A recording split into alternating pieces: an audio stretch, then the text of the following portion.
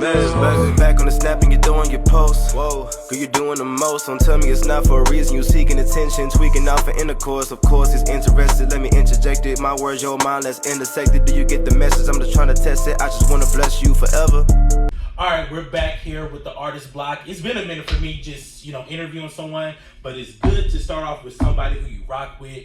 You know what I'm saying? He's definitely a person that I probably met you in 2020, so it's been a long time. Yeah, it's been a long time. It's been 4 years, and I have to thank, shout out to Creation because she was doing her art house, open mics and stuff like that, and a lot of talented artists came through there, and Creed, if you watching this, yeah, Creed, shout out to you. Shout out. But nah, that's a living man at Creation. Yeah, like I remember seeing you there, like the first impression there, because you were performing and you was with your partners. Yeah, and it was in Fort Worth, because that's like a lot of stuff. Like it was a lot of stuff going down over there at that time, bro. Yeah. Like, and you was doing your thing, so I had to rock with you. And that, if y'all haven't seen him perform in person, bro, like he's very articulate. Like you're about the lyrical side of things. So yeah. I mean, we're already into it. So like, what are some of your lyrical influences? Man, the biggest one would be Lupe Fiasco, man. Like, I've always had two kind of big inspirations lyrically. It's been like M and Lupe. Growing up, it was kind of M was the main guy, like the forefront, and then Lupe was like the second guy. Right. But mainly, I just like when I was younger, I just loved Eminem's music so much, and really a lot of Lupe's lyrics I didn't understand. As I've gotten older and like know how to dissect lyricism a little more. Like, man, I think that dude is like arguably the greatest ever to do. He really is. When it comes to just like just like when it comes to how he constructs his lyrics, when he has like so many different meanings in one verse, kind of like same way that artists like Kendrick may do, or artists like King Los or Black Thought, like the way they kind of construct their verses, that like one line references the next one, then this one references the next one. It's not just like punchline.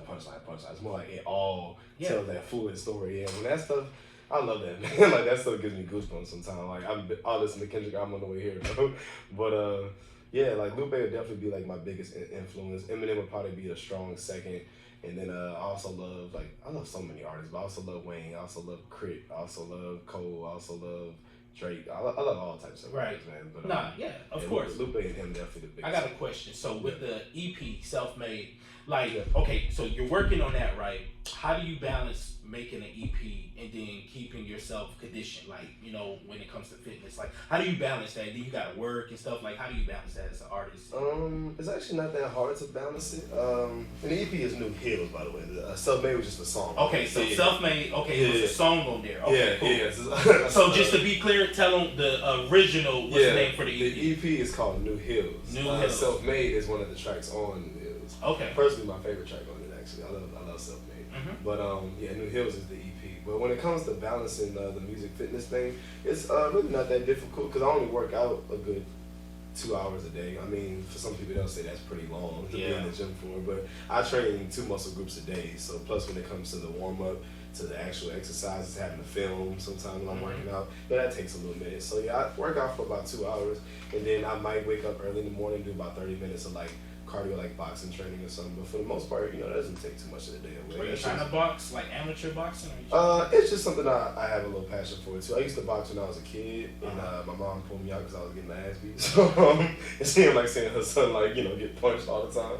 And I wasn't trying to be a pro boxer anyways, because the guy I was training under was I always forget his last name. I think it's Alex. He's a pro boxer now in Dallas, but I always forget his last name. But I was training with him, and of course, they're probably looking for people to protege for. So I wasn't trying to be no pro boxer, but I do love the sport of boxing. It's something I do want to be very skillful with. So I may do that from time to time. And when it comes to the music part, I have the rest of the day to do that. So that's just 2.5 hours of the day I'll train and do boxing and all that, and then I got the rest of the day to focus on writing and going to record and shooting videos and stuff. So it's actually not that hard to balance. Who do you record with for the most part?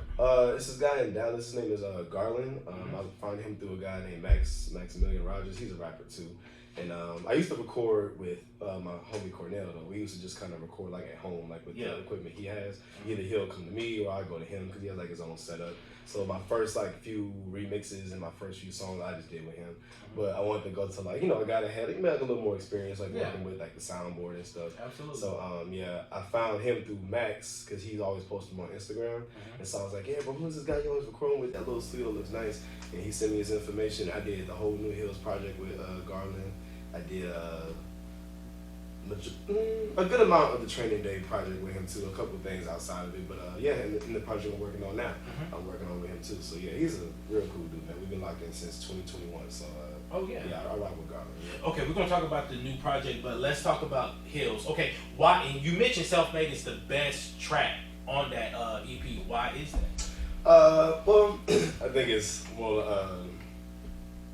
my favorite rather than it's the best. I mean, the best is up to like, you know, to consumers. Yeah, it's up to preference, whoever like listens to it. Absolutely. But for me, it's my personal favorite because the song is, you know, about how I feel.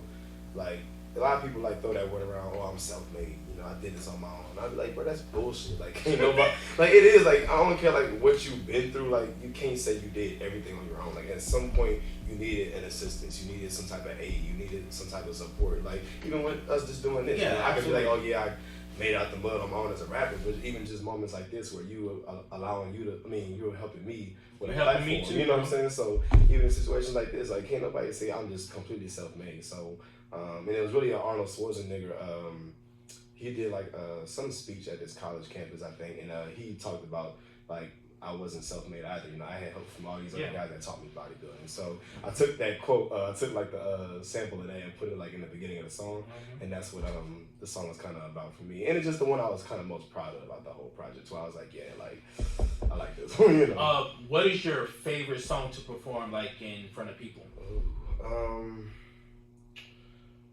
When it comes to a song I feel like I know I can get the crowd involved in is New Hills, like the title song New Hills, because it's like, you know, it's a very like upbeat song, you know, like the hook is kind of catchy, and I know the verses I can really snap on them, and I know where I can take like kind of my pauses in to kind of I move around a lot with that song, so I know how to like catch my little breath in between certain parts. But I'll say that's probably my favorite because I know how I can engage the crowd, and the beat is kind of like, you know, very like engaging once it drops. It's like, ooh, damn, you know. But I'll say right now though, the song I be like performing the most is the new one, Can I Talk to You, the one I dropped in April. That's probably my new favorite. Okay, we got that on the board too. So go ahead, talk about Can I Talk to You. What is that? What is that about? Yeah, Can I Talk to You? It's more like just me trying to vent to people, you know. The inspiration behind that song was actually Big Crit's song, and, you know, where he kind of just is talking about things that's on his mind, just kind of venting to his audience and listening to him. So yeah, I heard a beat on YouTube. It's actually the same beat that Drake hopped on at 8 a.m. in Charlotte. I actually heard that beat on YouTube before he dropped it, so he kind of like used a different version of the beat. But when I heard it on YouTube, yeah, it kind of just spoke to me, and I was just like, damn, man, I gotta write some of this.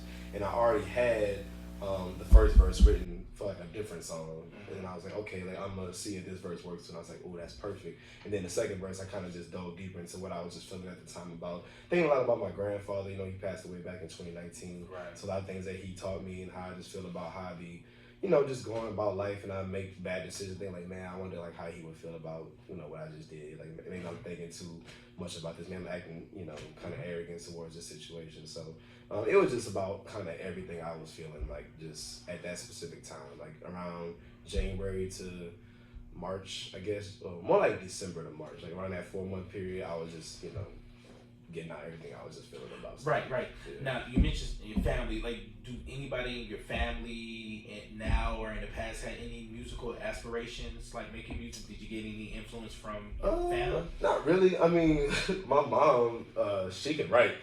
She wasn't like an artist, neither was my dad, but I mean, from what I know, that my dad used to do the same thing. He always told me like, yeah, son, like, you doing what I used to want to do, man, like, you taking it even further, you know. So I know my dad used to probably do dabble and stuff like that, and I know my mom, she can definitely write. Like, my mom has an amazing like pen game, and when it comes to like constructing dope lyrics, I guess I must get that from her, because she can definitely write. But it wasn't more like I saw it and got inspired off of it. It wasn't really like that, because the way I just really got into music was how I think every kid does. You just listen to what your mama plays. Yeah, honestly, that's what I used to do. Yeah. But okay, what about the torch? Where did that come from? The Torch, that was 2022, I believe.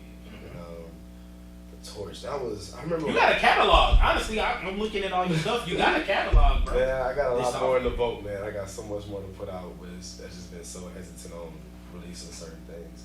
But appreciate that, though, man. Yeah, absolutely. But the Torch, I remember I wrote that while I was DoorDashing, because I was, it was like one night, probably like a Thursday, Friday night, and DoorDashing was like so slow, because it was like nighttime, and I'm just sitting in the parking lot waiting for orders to come down. I was like, oh my God, let me go and just write a song. That's why the first line was like 750 and Cedar Hills, still dashing, the job ain't the passion, barely even tolerating, you know.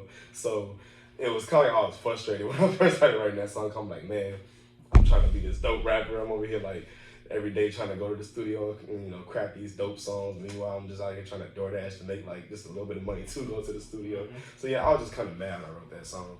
Not mad, more like just frustrated with how my current life was going. And I did feel like, you know, I was getting better as an artist and I was feeling like I wasn't getting like no recognition, you know, through like social media, through like support, you know. I'm just thinking like, you know, so let me kind of just flex some lyrics. Support is the key word. Yeah. I'm sorry, because I remember when you was a part of my podcast last year, you was talking about support. Yeah. Like when people see your story and be like, hey, like it's free to support, you know what I'm saying? Yeah. So like where's your stance on that, like right now? Like, are you getting more support now since then? Like, where's the status on that? Sometimes, to be honest, I just recently like consistently started posting on my music page again. You know, I got the fitness and the music page. Yeah, you're back at it. And yeah, with fitness page, you know, I'm very consistent with that. You know, I try to find at least 3 to 4 reels like a week. And when it comes to my fitness page, I definitely noticed like there's a good 6 to 7 people that like are always, you know, like in comment and reposting like everything that I put out. And these people I've never even met, you know, if I'm keeping it honest. Like these people, like I know who they are through social media, right. But as far as like meeting them in person, never. Like some live in completely different states. But you know, they some of my best supporters.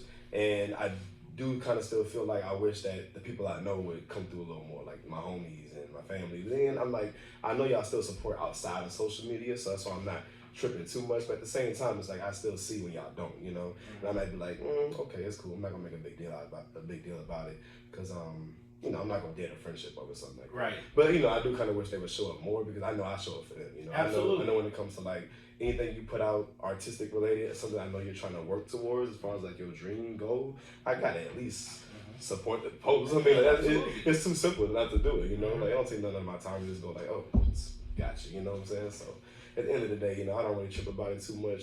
I still feel like people should do it. I still feel like if you have friends and family and they know you put out content on a regular because you're trying to create some type of dream, then they should take them 5 seconds to go ahead and like, comment, repost on your post. Like, you know, support your people, support your friends, because at the end of the day, that's all we got, man. Social media is a monster, man. Like that thing can change lives. Like I've seen it too many times. Like, you know, just from getting support, like just when it gets in front of the right people, the right eyes, boom, your life can change. What made you go crazy like on the TikTok and all the content? Because it's like you wasn't really doing that like the past 2 years ago. Like you've been like legitly consistent. Like what made you? Because you're consistent in the gym, but what content is a different thing. Right. Uploading it, recording it, editing, and all that stuff. So what made you go crazy on that aspect?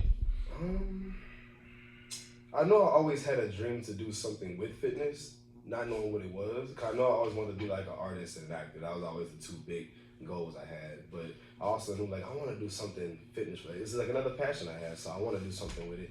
And I really got inspired off of. You ever heard of Bully Juice? Yeah, I heard of that. Yeah, like he's a real big fitness influencer, and there's a lot of people I'm inspired by, like fitness influencers. But I know like people like Bully Juice and Josh Bailey and Ashton Hall, Stacey Irvin Jr. These type of people.